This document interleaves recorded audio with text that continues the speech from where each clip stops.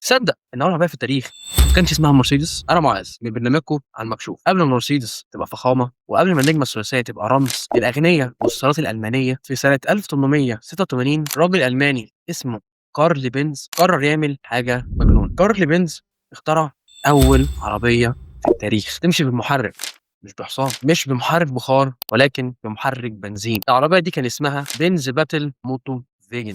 يبقى عليك ده انا الماني. كان شكلها اقرب لعجله اطفال بتلات عجلات وصوتها عالي. سرعتها ما كملتش 16 كيلومتر في الساعه، بس كانت ثوره. الناس في وقتها ضحكت عليه، قال له ايه دي لعبه. قالوا الحصان احسن، قالوا الاختراع ده مش هيكمل. لكن اللي محدش كان متوقعه ان زوجته بيرتا بنز تاخد العربيه من غير ما تقول له، تسافر بيها مسافه طويله لوحدها، وتبقى اول انسان في التاريخ يعمل رحله بعربيه.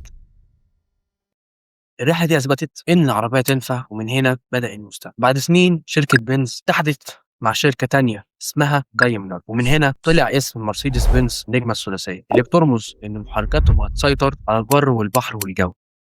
من عربية تلات عجلات لأفخم سيارات العالم، القصة بدأت باختراع بسيط ورفض من الناس وإيمان مجنون بفكرة. خلاصة كل حاجة تبدأ بفكرة صغيرة ورفض، بس مع الوقت بالاجتهاد وشوية صبر وإيمان الموضوع بيبقى حقيقة. السؤال بقى، لو كنت عايش وقتها كنت تضحك على قرن بنز ولا كنت هتصدق إن العربية دي هتغير العالم؟ بس كده يا صديقي، كل حاجة بقى لها مكشوف.